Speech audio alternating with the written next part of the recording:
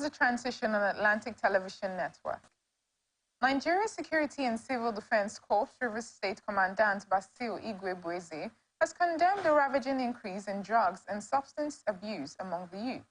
He made this known while receiving the Commander National Drug Law Enforcement Agency Rivers Command at the NSCDC State Headquarters in Port Harcourt. A statement signed by the Public Relations Officer Olufemi Ayodele said the Commandant Basil noted that research has shown the most heinous crimes are committed after inducement of drugs and substance abuse. And the only way to rid the nation of criminalities and crime rates is to unanimously condemn such denigrating acts beginning from the cradle to adulthood. The NSCDC commandant said some children were abused through the environment they found themselves, and the negative exposure they had has impacted their lives negatively, adding that the fight against the use of prohibited drugs should be a collective responsibility to actualize a crime-free society. Earlier, the Rivers NDLEA commander, who led a team of senior management officers on the courtesy visit, hinted that a lot of campaign is ongoing in various communities across the state. Also affirmed that in curtailing sales and intake of illicit drugs and prohibited substances, the NDLEA has been organizing reorientation and awareness programs across communities, churches, mosques, and schools. And this informed the need for NDLEA, NSCDC, and other security agencies to partner and strengthen ties in order to fight to the standstill the spate of drug abuse across board. Troops of 82 Division Nigeria Army and the Nigerian Police have gunned down 6 combatants of the proscribed indigenous people of Biafra and its armed affiliate, Eastern Security Network, in different encounters in Abia and Enugu states. In a statement by the Director of Army Public Relations, Brigadier General Oyema Wachuku in Abuja, said the troops had eliminated 3 IPOB gunmen in a fierce encounter during a clearance operation at Iboro Forest between Arochukwu and Ohafia local government areas of Abia. He said the troops also destroyed several hideous camps used by the groups to perpetrate heinous crimes, while after several weeks of credible surveillance revealed that IPOB were using the forest as a combat training ground for their members and as a base for planning and launching attacks on targeted civilians, security operatives, and government facilities in the state. Wachuku said the same troop also busted IPOB hideouts at Eziohambowo in Agu local government area of Enugu state, after acting on credible intelligence, adding that the armed fighters were perfecting plans to enforce the illegal sit-at-home order in the area when the vigilant troops swooped on them. Troops had urged members of the public to continue to support the Nigerian Army and other security agencies with credible information to enhance the fight against terrorism, insurgency, and other criminal activities. Enugu state government says it has taken a major step in checkmating the activities of miners in the state with the sealing of illegal mining sites and sites without environmental impact certifications and mitigation plans. This is coming after Governor Peter Mba administration had in June banned illegal mining activities in the state and also set up the Enugu State Committee on Mining Activities last week to checkmate the menace. The committee, which was led by its chairman and Commissioner for Environment and Climate Change, Professor Sam Ugu, stormed the mining site in Ahum, Udi local government area owned by Millhouse Limited, and after a first-hand inspection of mining activities at the site, where various infringements ranging from environmental degradation to blasting without approval and due regulations, non-remittance to staff tax to the state government despite deducting same from the staff, as well as non-remittance of pension contributions to the pension scheme despite deducting same from the staff, amongst others, were suspected. Professor Ugu also said the government would not fold its hands and watch the environment destroyed and lives endangered and engendered, adding that the mission of the committee is basically to seal on behalf of the state government mining activities that do not have any recourse to state government. He faulted the claim by the operators of the mine that they started mining activities at the site in 2022, saying from all indications this site has been in operation for more than 5 years and government was very much aware of other mining sites in different parts of the state, operating illegally and without license or running foul or environmental protection laws and regulations, assuring that government is coming after all of them. A Apex Igbo Social-Cultural Organization, Ohanaeze Ndigbo, has expressed outrage over the rate of kidnapping incidents in Enugu State.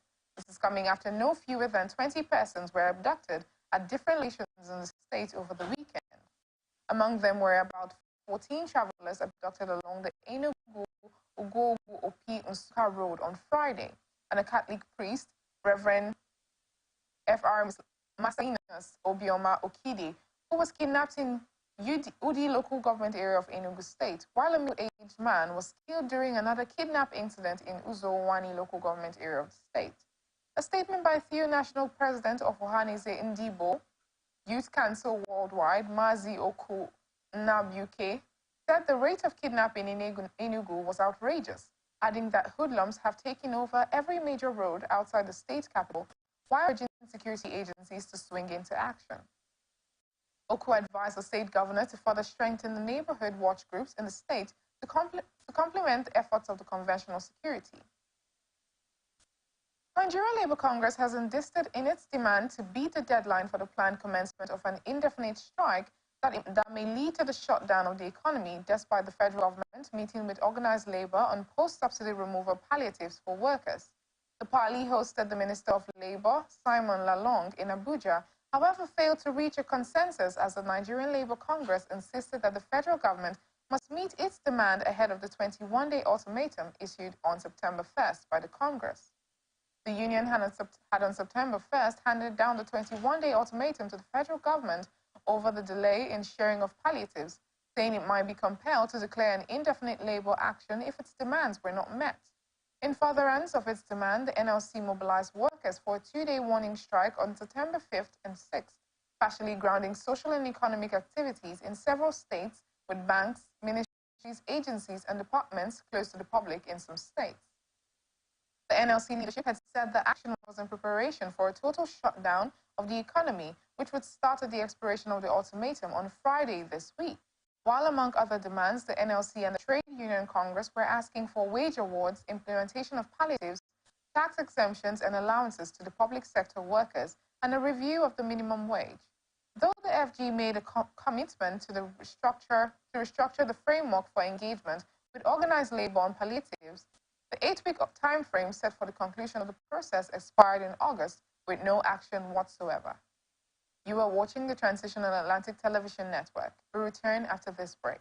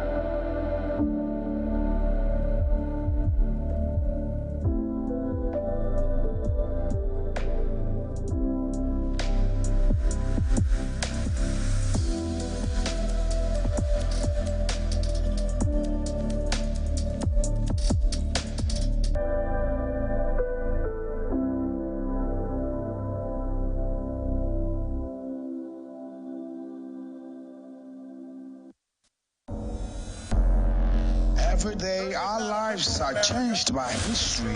We are one people, all of us. Leaders, politics. Nobody's ambition is what's the blood. I have fought very firmly. Natural occurrence, war, and the world economy. I belong to everybody, and I belong to nobody. ATN covers it all on ATN Politics today.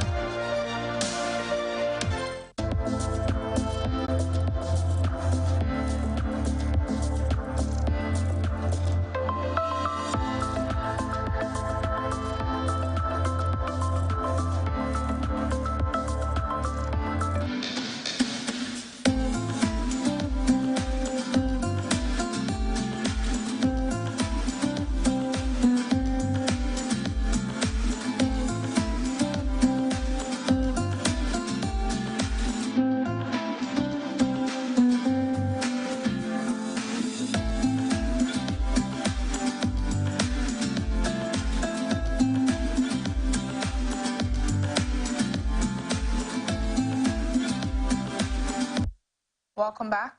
This is the Transition on Atlantic Television Network. Now the rest of our stories. House of Representatives has disclosed plans to keep a cordial relationship and partnership with development partners in capacity building for lawmakers and the media towards the success of the 10th Legislative Assembly. Speaker of the House of Representatives, Honorable Tajuddin Abbas, disclosed this during a visit by the development partners, both local and foreign, to his office in Abuja. The Speaker, while welcoming the guests to his office, enjoined them to take a look at the legislative agenda with the view of finding areas of collaboration that will be of benefit to Nigerians. The Speaker then urged them to come up with a program that would integrate and aggregate all ideas in form of calendar or proper coordination.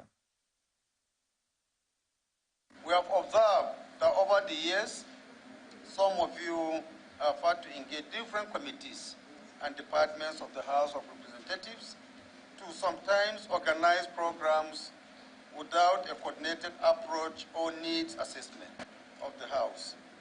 The assumption is that each development partner has its own area of focus for which budgetary provisions would have been made, and their representatives in Nigeria would engage the relevant committees of the House in that regard.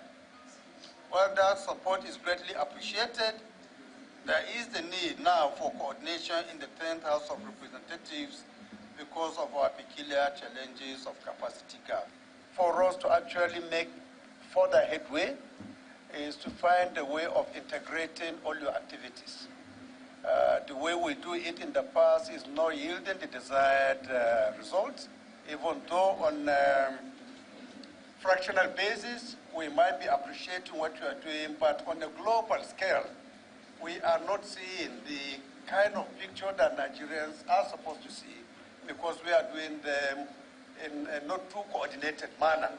I think going forward, this recommendation of having a central coordinating unit that will not only be responsible of identifying what you people are doing, but also sitting with you and analyzing areas that we are more particular about will do us more good.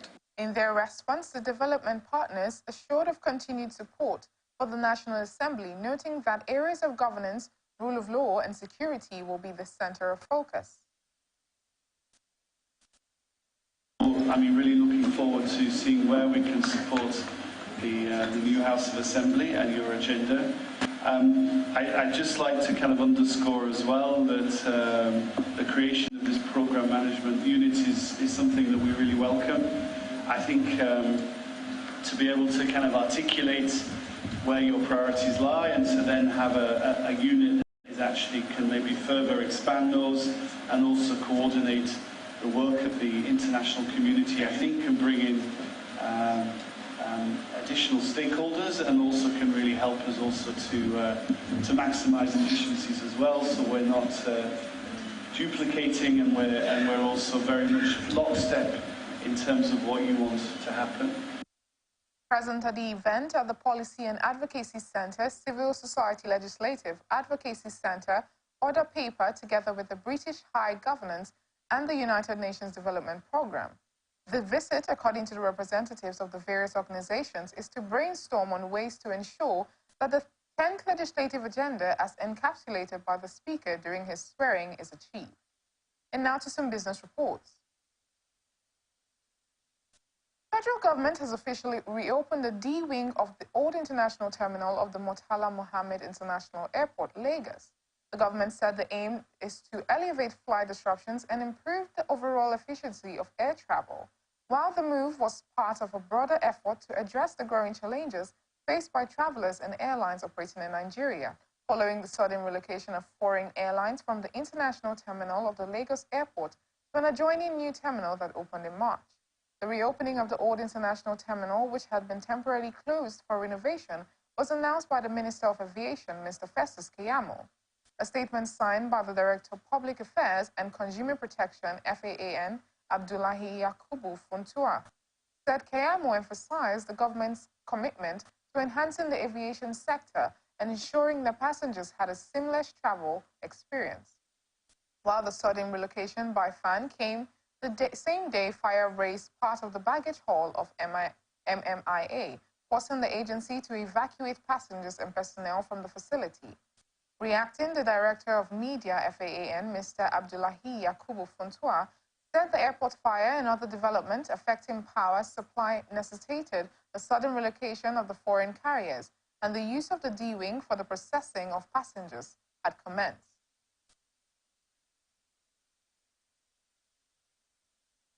And now to international tidbits.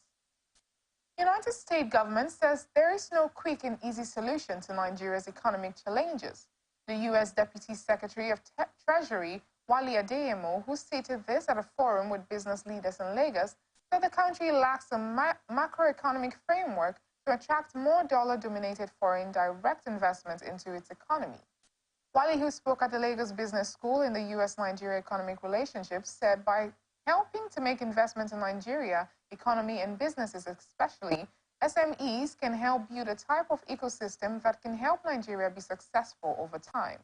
The U.S. Deputy Secretary, who arrived in Nigeria, is on a visit to the country as part of the President Joe Biden's administration commitment to deepening the U.S.-Africa economic and trade relationship. While the early steps of the new administration will help the country attract investors, there is still concern from the investors as regards the repatriation of their funds.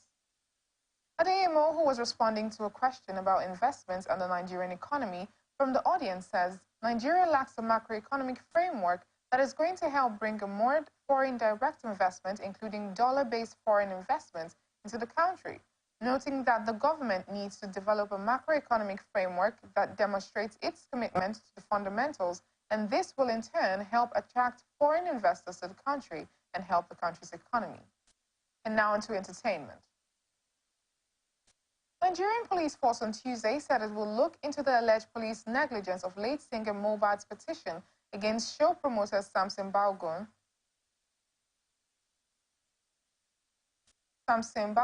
also known as Sam Larry, and 15 others. This is coming after Mohbad, before his death, had petitioned the police over a threat to life, malicious damage of properties valued at the sum of 5 million naira, assault, occasional harm, oppression, and conduct likely to cause a breach of peace against Sam Larry and 15 others.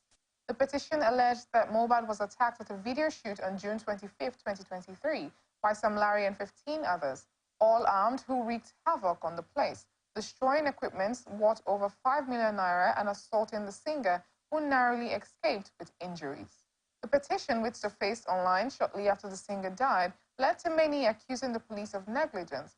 Reacting, the Nigeria Police Force, PRO, Olumoyiwa Adejobi, said the force would investigate the alleged negligence of the petition, while sharing a copy of the petition via his X handle, and wrote, "We will look into the alleged police negligence on this case."